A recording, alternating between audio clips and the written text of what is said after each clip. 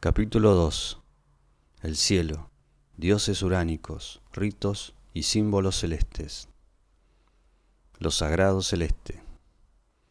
La oración más popular del mundo se dirige al Padre nuestro que estás en los cielos.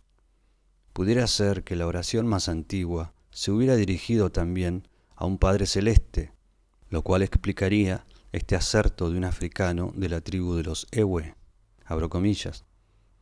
Donde está el cielo, está allí Dios, cierro comillas. La Escuela Etnográfica de Viena y sobre todo el padre W. Schmidt, autor de la monografía más voluminosa dedicada al origen de la idea de la divinidad, intentan incluso demostrar la existencia de un monoteísmo primordial, fundándose esencialmente en que hay dioses celestes en las sociedades humanas más primitivas. Dejemos por el momento en suspenso este problema del monoteísmo originario. Sobre lo que no caben dudas es sobre la casi universalidad de las creencias en un ser divino celeste, creador del universo y que garantiza la fecundidad de la tierra gracias a la lluvia que derrama. Esos seres están dotados de una presencia y una sabiduría infinitas. Fueron ellos quienes durante su breve estancia en la tierra instauraron las leyes morales y muchas veces los rituales del clan. Velan por el cumplimiento de las leyes y el rayo aniquila a quien las infringe. Antes de pasar a examinar algunas figuras divinas de estructura uránica, intentaremos comprender la significación religiosa del cielo en sí mismo. Aún sin recurrir en la afabulación mítica, el cielo revela directamente su trascendencia, su fuerza y su sacralidad. La mera contemplación de la bóveda celeste provoca en la conciencia primitiva una experiencia religiosa.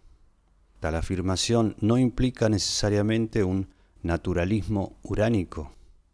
Para la mentalidad arcaica, la naturaleza no es nunca exclusivamente natural.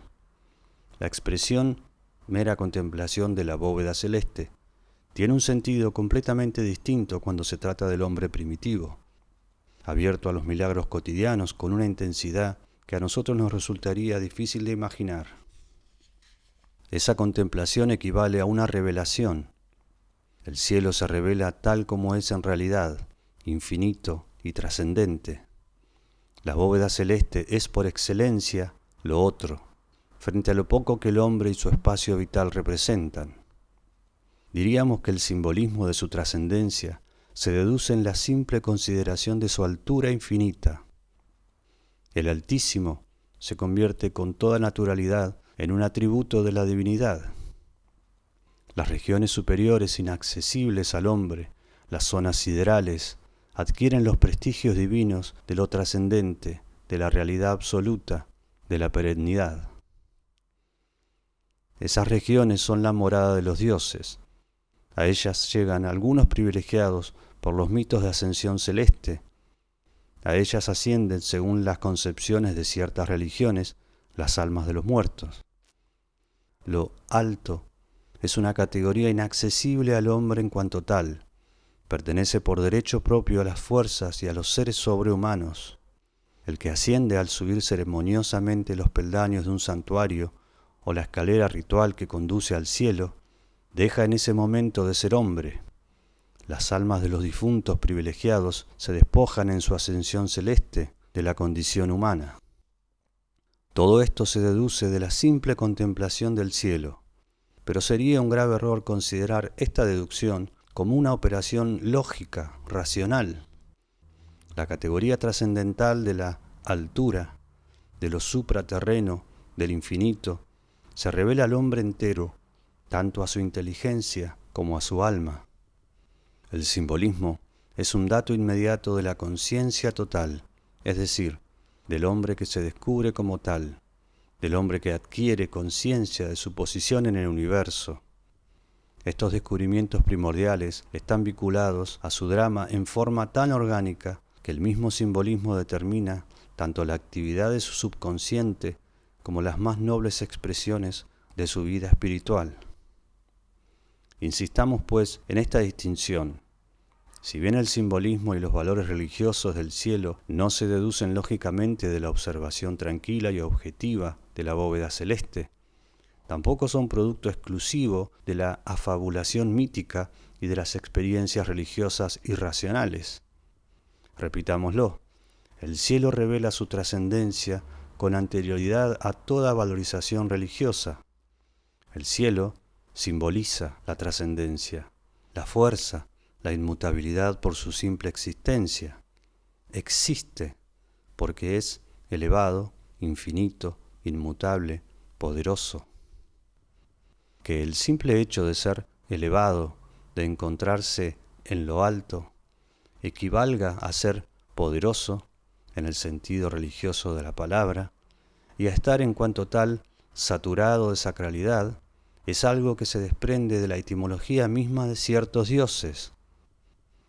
Para los iroqueses, todo aquello que tiene orenda recibe el nombre de Oki, pero el sentido de la palabra Oki parece ser el que está en lo alto. Aparece incluso un ser supremo celeste con el nombre de Oke. Los pueblos Sioux expresan la fuerza mágico-religiosa, mana, orenda, etc., en el término Wakan, que está fonéticamente muy cerca de Wakan, Wankan, que en lengua dakota significa en lo alto, encima. El sol, la luna, el relámpago, el viento tienen Wakan, y esta fuerza está personificada, aunque de manera imperfecta, en Wakan, que los misioneros han traducido por Señor, pero que en rigor de un ser supremo celeste se manifiesta sobre todo en el relámpago. La divinidad suprema de los maoríes lleva el nombre de Iho. Iho significa elevado, arriba. Los negros Akposo tienen un dios supremo, Uwoluwu, nombre que significa lo que está arriba, las regiones superiores. Y así podríamos multiplicar los ejemplos. Veremos enseguida que el Altísimo, el que brilla, el cielo, son nociones que existían más o menos manifiestamente en los términos arcaicos con que los pueblos civilizados expresaban la idea de divinidad. La trascendencia divina se revela directamente en lo inaccesible, en la infinitud, en la eternidad y en la fuerza creadora del cielo, la lluvia. El modo de ser de lo celeste es una hierofanía inagotable. Por consiguiente, todo lo que acontece en los espacios siderales y en las regiones superiores de la atmósfera, la revolución rítmica de los astros, el correr de las nubes, las tormentas, el rayo, los meteoros, el arco iris, son momentos de aquella hierofanía. Es difícil precisar en qué momento se ha personificado esa hierofanía, en qué momento se han revelado las divinidades del cielo y han ocupado el lugar de sacralidad celeste en cuanto tal.